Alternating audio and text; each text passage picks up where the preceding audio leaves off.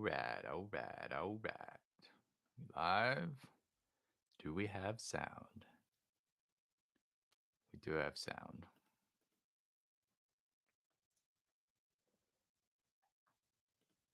Great.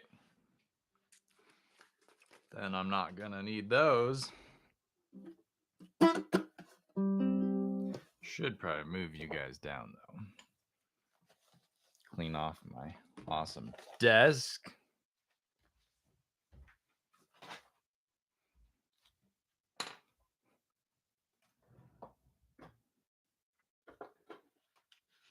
Okay.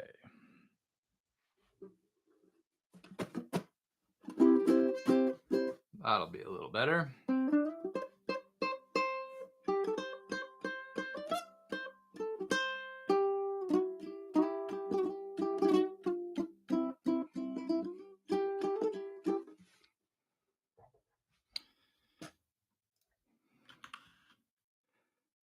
Tuning in. Gonna kick around for a moment until 10 o'clock. Good morning, Harold. Thanks for tuning in.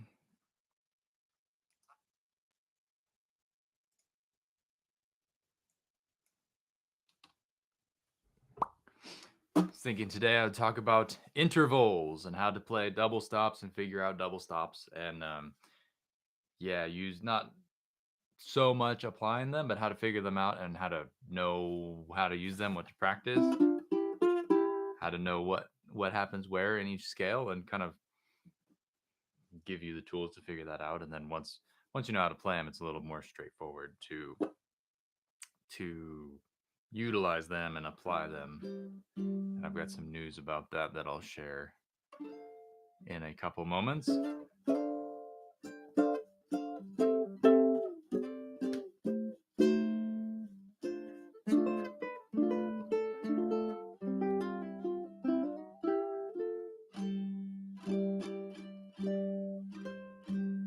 Catherine, is that Kate?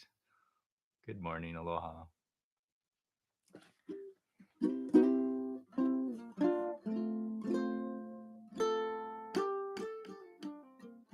It's funny seeing everybody's like internet names or real names or different names. Like, do I know you? I think I know you, but I don't know you by that name.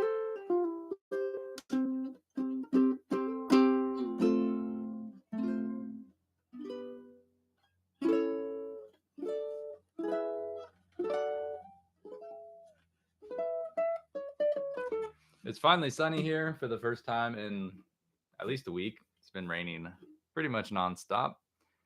And I'm looking forward to recording some video today. I'm working on a new course. Well, not a new course. My first course. I'm actually doing it. I'm recording. I've got it kind of like 90% put together, and I just need a couple more videos and then be pressing that publish button. UK and New Zealand.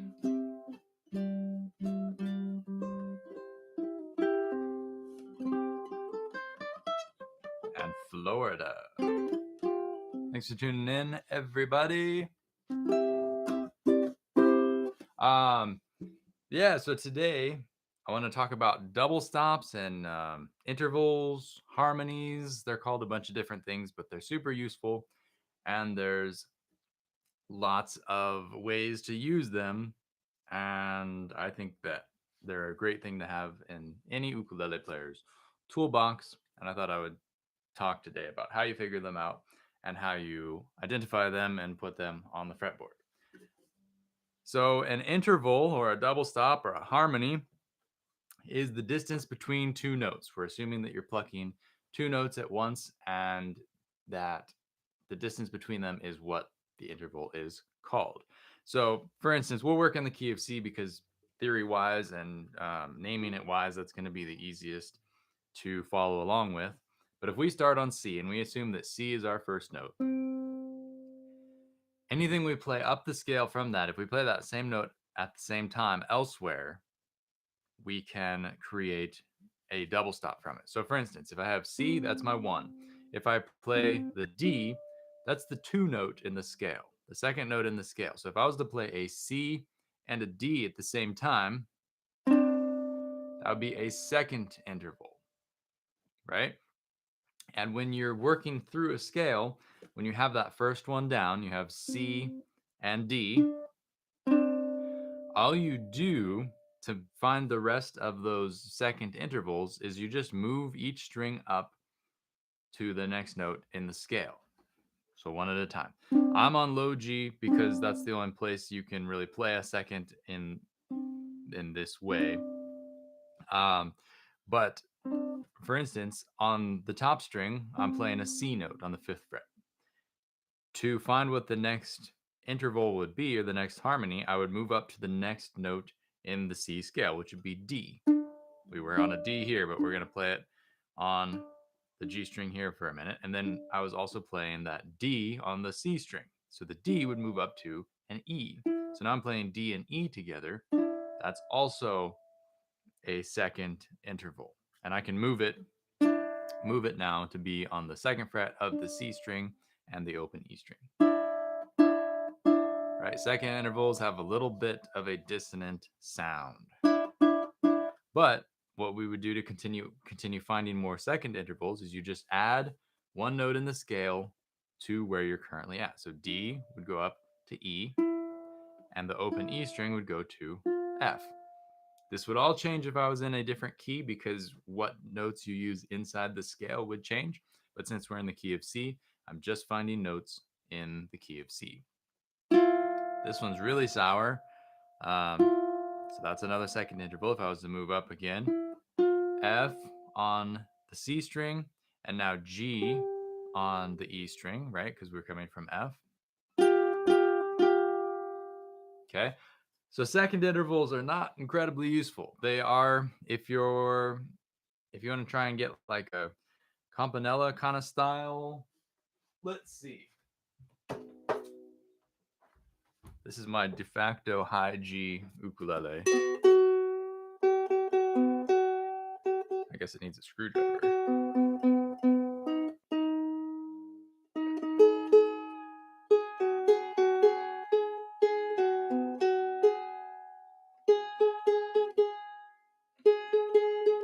So the seconds thing can be useful if you're playing like a campanella thing, and I am totally not qualified to speak to this, but basically you're playing a second interval if you're playing from G, the high G string, to the A string, right? So if I was to play, that's a second interval, and if I was to find the next scale note up on each of those strings, I'd be playing from G to A, and then from A to B.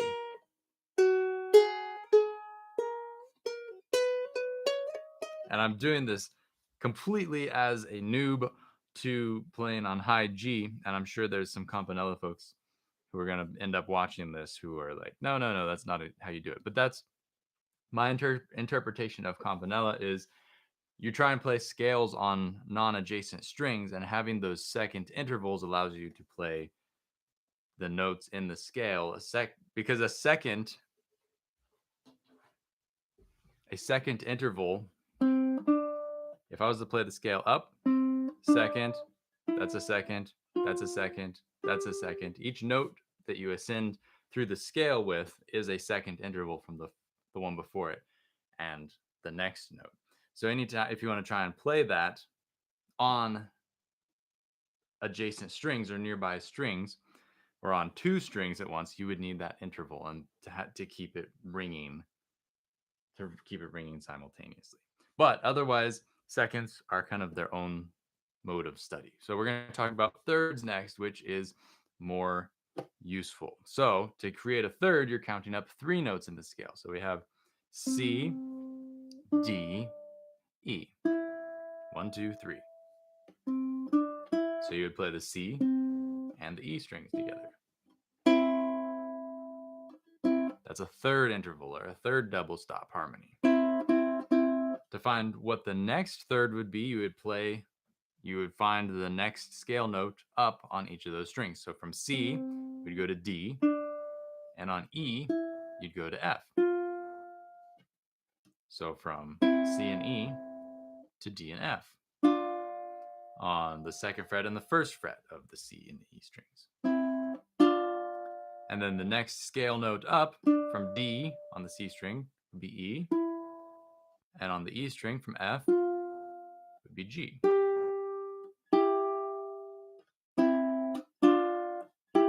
So we're creating a harmonized scale.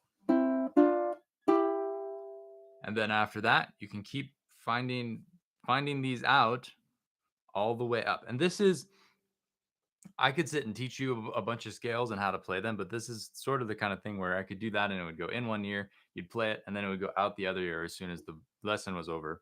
So I think it's a lot more useful for folks to sit and figure these things out from a starting point. So if I'm showing you this,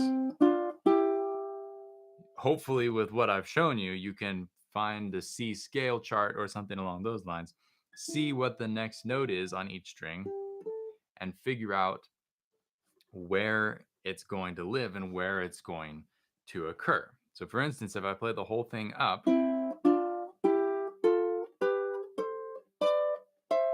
you're going to get that sort of sound. And you can follow your ears as well. You don't have to think about it if you don't want to.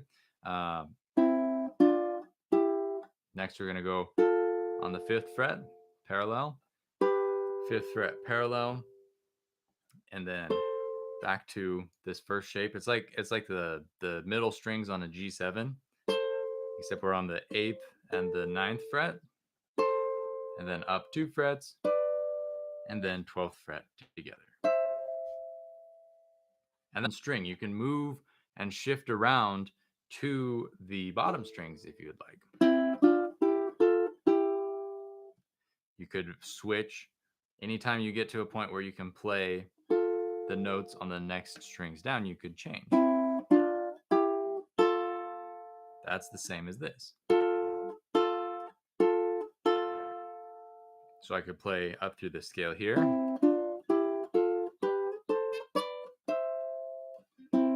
or here. It all depends, but it's the same notes, and you're going to be working up through the scale, each from where you're at on a harmony. The next one after it is just one scale note up on each string. Any questions about that? That's like the crash course in how to figure out harmonies and intervals. And thirds are really great because thirds are one of the main harmonies that you hear in Western music. That's like what if you were to sing a harmony or play a harmony, the third is mainly what you would lean on for a lot of cases. If I was to move to a different key, right? C is super easy because it's all natural notes. If I was to move to a different key, let's say I wanted to move to the key of E. Now we have an E, our E scale is going to be E, F sharp, G sharp, A, B, C sharp, D sharp, E. And I just know that because I know that. But if you're wanting to figure out harmonies on the strings, you're going to want to have like a fretboard chart to refer to, or you're going to want to have the scale written out so you know what notes you're looking for on each string from a given place. So if I'm trying to figure out an E scale harmonized with thirds, what's going to happen is I'm going to start on E because E is my root, my home note for this key, and then I'm going to count up 3 notes in the scale. E, F sharp, G sharp would be my harmony note. Problem is, the G sharp doesn't happen on the A yet. The G sharp is 1 fret down from the open A. I can't go any lower. So what I've got to do is I've got to move the lower note, the E, to the next string towards the C. So now I would play E on the C string, and the G sharp would stay on the E string. So now I'm on the 4th fret parallel, 2 middle strings. So E and G sharp, and then after that, I would try and find what the next note in the scale is on each of those strings. From E, the next note in the E scale is F sharp. So I would go from E to F sharp. And then from G sharp, the next note is A. So now I'm playing this and this. And if I wanted to, this note on the 5th fret of the E string is the same as the A bottom string, and this F sharp on the C string can be moved to the E on the 2nd fret.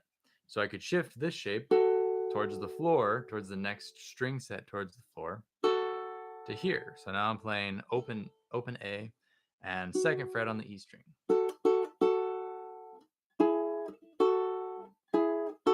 Or either way. And it's good to play these as many different ways as you can figure out. Play them all on the middle strings the whole way up. Play them so you switch in different places. It's all great practice, knowing as many places as possible where these harmonies occur. So if I was to continue up from there, now I'm on A, I would move to B, and on the F sharp, I would move to G sharp. We're in the key of E.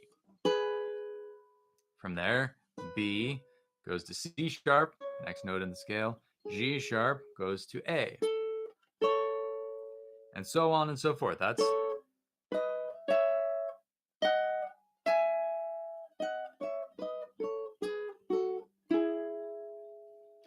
all you do to figure out a harmonized scale, is you just track it from wherever you're at, one scale note up on each string. So if you can figure out what the first harmony is, you just count up 3, figure out how to play those at the same time, and then count up. It doesn't matter what key you're in, it's going to be the same process. The only thing that's going to change, and actually it's going to be the same shapes. So if you're playing on the middle string, you're going to have the parallel shape, and then the one up shape.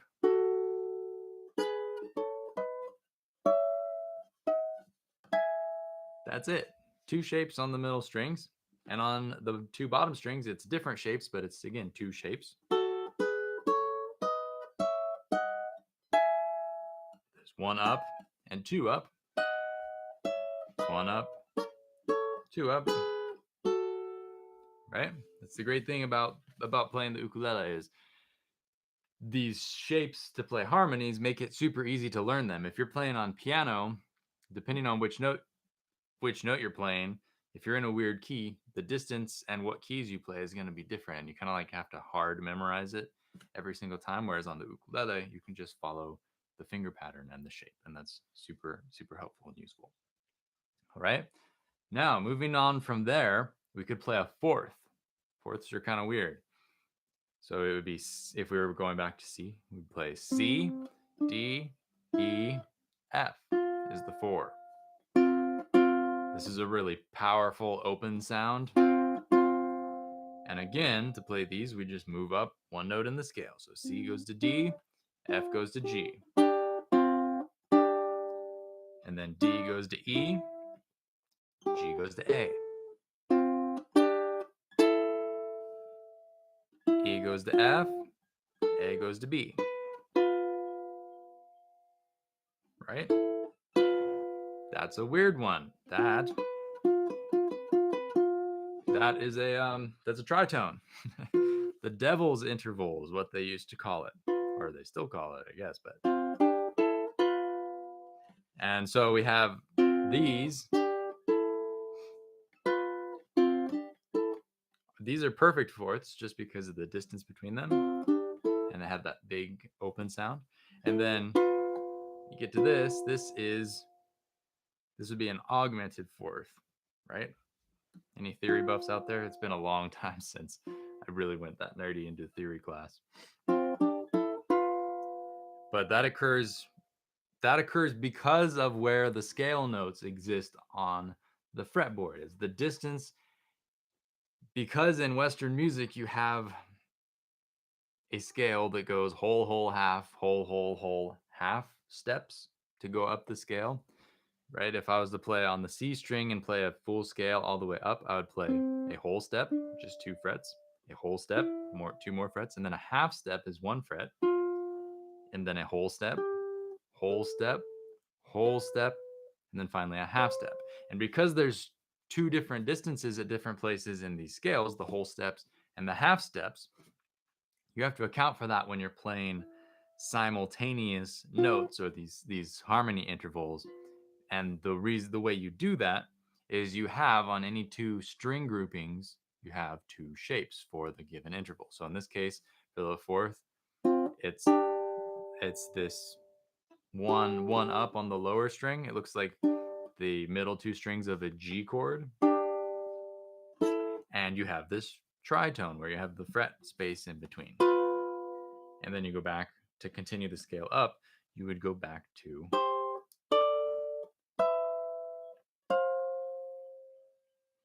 that one up.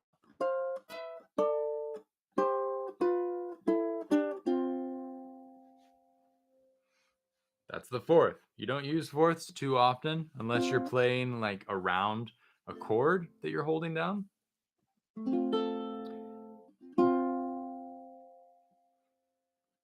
So if I was playing C and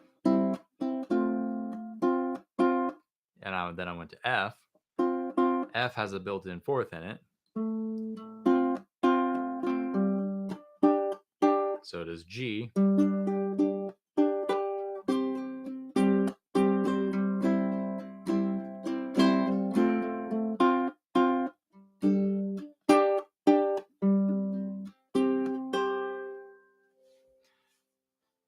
Okay. If you got any questions, throw them up in the chat. Otherwise, I'm going to continue on up through the harmony options that we get out of any given scale. And after the fourth would be the fifth, right? So now we're going C, D, E, F, G would be the fifth note. And again, this is a very open sound. This is a perfect fifth. It's very, very round, very perfect, very even, very focused kind of a sound. And again, if we move each string up to the next scale note, C goes to D, C goes to D every time, right? And then the G goes to A on the E string. And then D goes to E, A goes to B, and then E goes to F, B goes to C, F goes to G, C goes to D,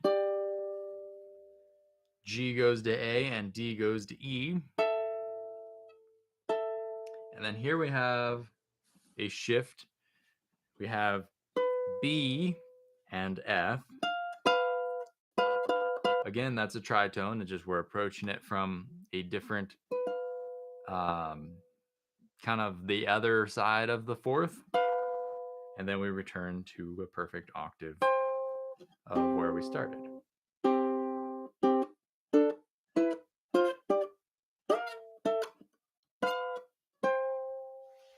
So again, fifths aren't super inherently useful by themselves, though you will hear like a lot of guitar parts and like 80s shredder metal music. There was lots of like fifth harmonies where you have one guitar would play the C scale on the C string, and the other guitar would play the fifth from the third fret, and together it would have that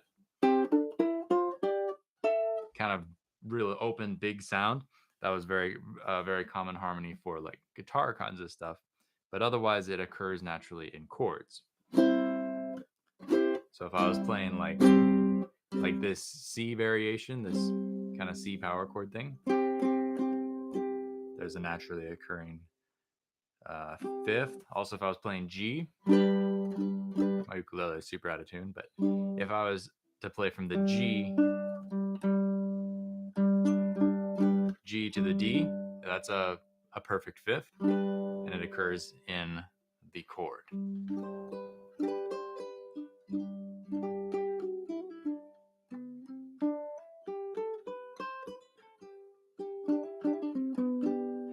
Okay. So, Raghuram, is that how you say your name? I apologize if that's not correct. But yes, he's asking the purpose, significance of playing interval notes versus being slimmed down versions of the chords, or I assume like independent.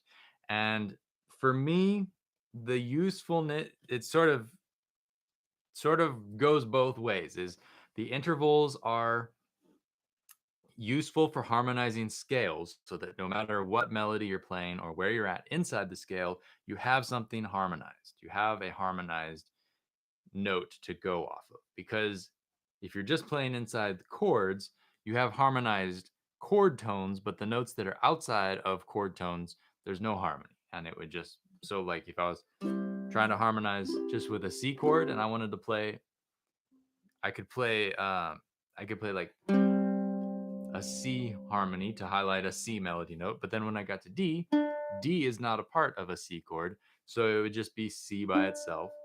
And then when I got to E, oh, I can harmonize E with the C chord, right? And so some of the notes miss out on a harmony opportunity unless you have some of these in between harmony notes to help dress them up a little bit. On the other hand, as you're playing chords, built into chords are certain intervals. Like I've talked about, you automatically have the fifth, or like there's the fourth in an F chord. That happens just naturally, and being able to pick those out of a chord can be handy because let's see, if I let's go to the next interval, and I'll try and demonstrate this a little bit with the next interval, which is a sixth. And actually, I'm in the process. It's a sunny day. As soon as I'm done with this, I'm going to run out to my other room and record some video because I'm building a kind of workshop course set of videos on exactly how to play six. It's a really common like Hawaiian sound, and it's super useful for, I think it's probably the most useful interval for harmonizing on the ukulele. But basically what you're doing, and if you want to know more about that, go to the link in the chat and subscribe yourself to my newsletter. That will be the best way to keep up to date on the course as it comes out and news about that. But regardless, a sixth is simply starting from C. You're going to count up 6 notes. 1, 2, 3, 4, 5, 6. So it ends up being C and A. And if you were to go up to the next note in the scale, and then up again, E and C, and then F and D, G and E, A and F, and so on and so forth. And what happens is these 6 notes occur in chords that we play. So for instance, if I was to play like a barred C here on 5, 4, 3, 3, it looks just like a B flat except you move it up 2 frets. Most chords that you play have built-in sixths, or they have built-in intervals in general, but in this case, I've been thinking a lot about the sixth intervals, because that's what I've been working on a lot and trying to figure out examples and how to teach it. And so inside the chords, you can find these different intervals. And like, for instance, if I was to break it down, just inside this chord shape, 5, 4, 3, 3, there's a number of different intervals. If I figure out all of the different distances from string to string, if I play the 2 top strings, I have a low G string, so the distance will be different if you're on high G, but from my top string to the C string, that's a third interval like we talked about. But from the top string to the E string,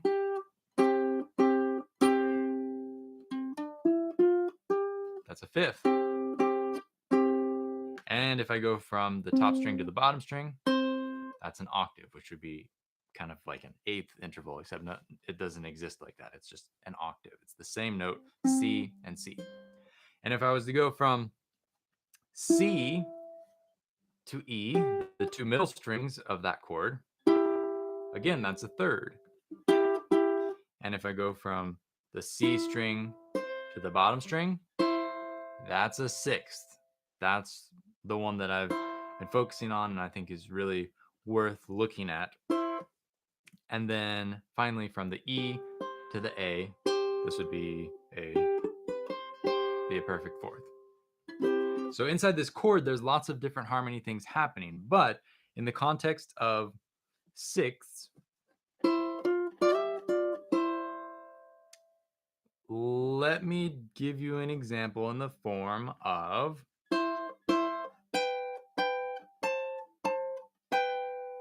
Twinkle Twinkle Little Star. That entire bit, and this kind of goes back to your question about how this fits over chords, is that because of the way this sixth interval lands, I'm highlighting the harmony or the melody note on the bottom string, that 10th fret, if I were to just play the melody.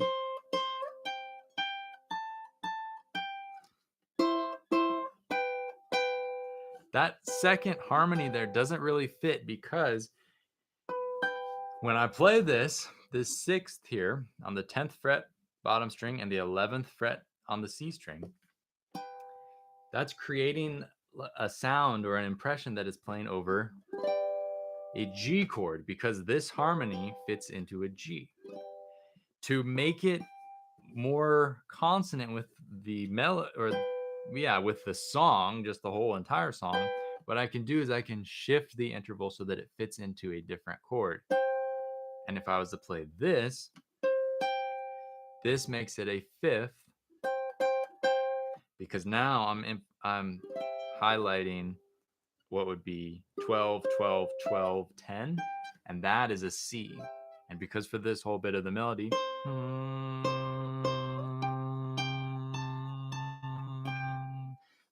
my bass note or my chord change, it's just going to stay on C for that whole bit of the melody. But if my harmony is implying that, it sort of tells my ear like, that's not quite right.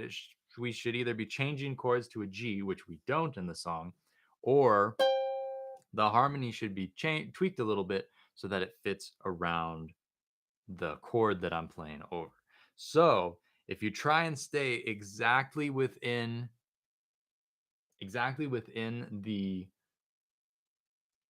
the harmony, the interval that you're in, like if you're going to play sixths, you only play sixths, that's fine, but you're going to make some harmonic kind of compromises, and it's going to sound a little bit better if you do a little tweaking here and there so that when you do play the intervals, they're going to fit better over different chords. So that's a super long-winded way of answering your question. I hope that is kind of helpful as far as the significance of the intervals and the chord relationships.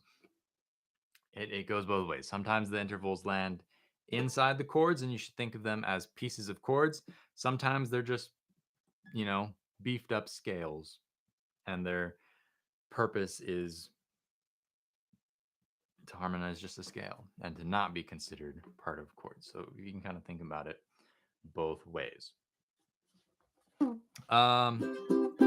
So just to kind of round things out, let's go up to the seventh interval. This one's going to be kind of a little bit strange, but it's also sort of pretty sounding.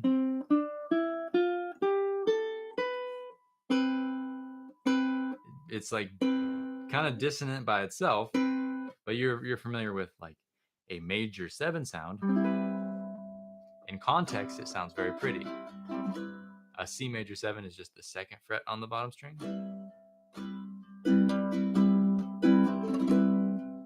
Kind of a really mellow sort of harmony. And it's because of that 7th interval that happens. And when you play it by itself, again, it's kind of dissonant, but you put it in a chord and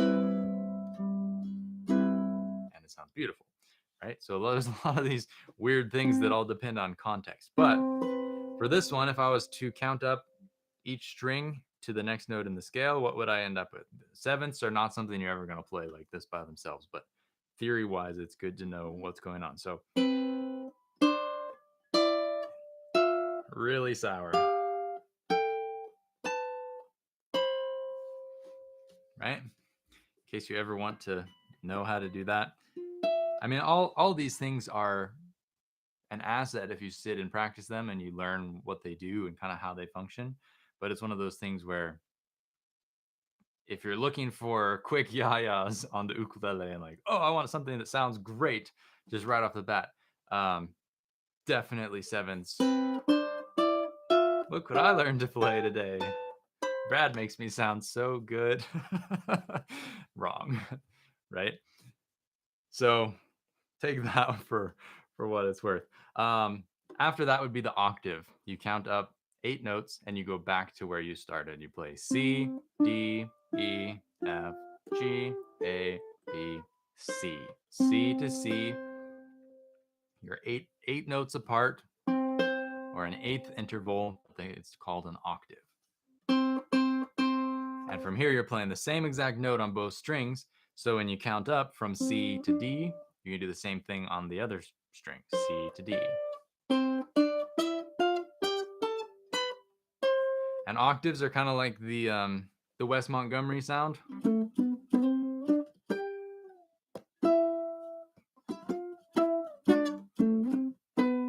It's a kind of a beefy way to add more to a certain note because you're getting both octaves or 2 octaves worth of the note instead of just one. So that's a fun one. But you can also do, are they called compound intervals? Maybe. I'm not sure. But you can continue beyond the octave and find some cool intervals. And for instance, all you would do is you'd count up. So 8, you could play like a ninth interval. And all you're doing there is you're basically repeating notes you've already done, but you're doing it from a span of beyond the octave.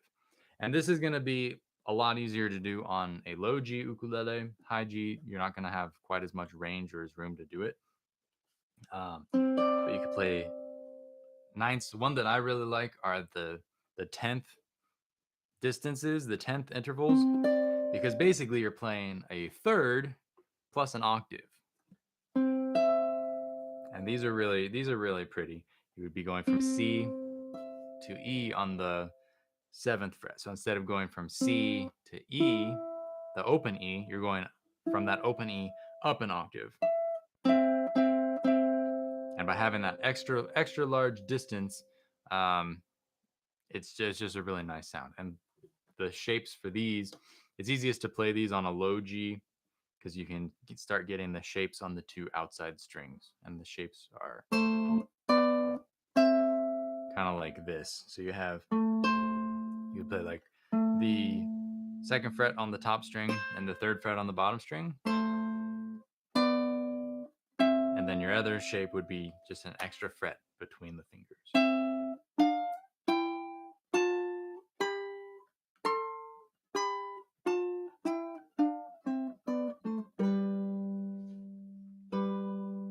Right? So that's a nice sound as well. But as far as it goes, I feel like the most useful interval to study and to look into is the 6th interval. And that's what I'm working on. I'm putting together a lot of really detailed information on how to play these specifically, how to incorporate them around different chord changes. And today I'm going to film some lessons on like how to incorporate them in kind of a Hawaiian style where you play like some chromatic stuff in between using the same shapes, and it sounds pretty hip. So stay tuned for that information. I threw a link up in the chat. A newsletter sign up. That's the best way to stay up to date on the process of that. Should be out in a couple weeks, I would think, if all goes well. Hopefully, I can finish up my video recording today and then spend the rest of the week editing and getting everything lined up and ready to go for you folks. So stay tuned for that. If you have any last questions, throw them up in the comments. But I just wanted to kind of bring that to your attention, how you figure out intervals, how you play them. That this can be as simple or as complex as you would like it to be. If you really want to be super comfortable with these, if you think that they're going to be valuable to your playing, study them in every single key, figure them out. all over the fretboard everywhere you can. If they kind of don't do it for you, then you're gonna find them in very specific situations where you run across a tab where it's like got them lined up for you. That's what's happening. That's what they are. And at whatever level you choose to enjoy them with is great. I think they're pretty important and useful if you want to be playing like leads or solo arrangements, fills with your chords, all kinds of stuff like that. There's a lot of content there to be explored. All right. Thanks for tuning in. Um, yeah. See you next week. Same time, same place. Go sign up for the newsletter. Find out what I'm up to. I don't spam it at all. In fact, I haven't sent out a newsletter in a couple months, and I should really get on that and let people know what in the world I've been up to. But yeah, I'll see you around. Take care of one another and be safe out there. Keep practicing those intervals. Aloha.